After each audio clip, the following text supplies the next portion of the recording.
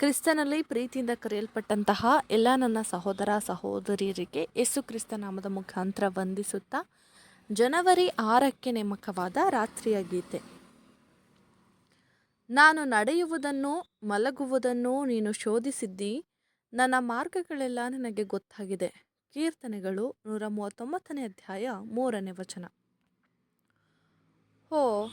ಬೋಧಕನ ಹೆಜ್ಜೆಯ ಜಾಡನ್ನು ಹಿಂಬಾಲಿಸುವ ಸಂತರ, ಪರಿಶುದ್ಧ ಜನರ ದಾರಿಯು ಎಷ್ಟು ಇಕ್ಕಟ್ಟಾಗಿದೆ. ಪ್ರತಿಯೊಂದು ಹೆಜ್ಜೆಯಲ್ಲಿಯೂ ಸ್ವಯಂ ನಿರಾಕರಣೆ ಇದೆ. ಆದರೆ ಯೇಸು ಹೀಗಂದು ಹೇಳುತ್ತಾನೆ, ತನ್ನ ಶಿಲುಬೆಯನ್ನು ತೆಗೆದುಕೊಳ್ಳದೆ ನನ್ನನ್ನು ಹಿಂಬಾಲಿಸುವವನು ನನಗೆ ಯೋಗ್ಯನಲ್ಲ. ಒಂದು ವೇಳೆ ಕರ್ತನ ಮೇಲೆ ನಮಗಿರುವ ಪ್ರೀತಿಯನ್ನು ಆತನ ನಿಂದನೆಗಳು ಮತ್ತು ಸ್ವಯಂ ನಿರಾಕರಣೆಗಳಲ್ಲಿ ಪಾಲು ಹೊಂದಿ ನಿರೂಪಿಸದಿದ್ದರೆ ಆತನ ವಧುವಾಗುವುದಕ್ಕೆ ಆಸೆ ಪಡುವ ವರ್ಗದವರಾಗಿ ನಾವಿರಲು ಸಾಧ್ಯವಿಲ್ಲ. ಯಾರಿಗೇ ಆಗಲಿ ಕೊನೆಯವರೆಗೂ ಸಹಿಸಿಕೊಳ್ಳುವುದು ಸುಲಭವಾದ ಕಾರ್ಯವಲ್ಲ, ಆದರೆ ಹಾಗೆ ಮಾಡುವವರು ಧನ್ಯರು.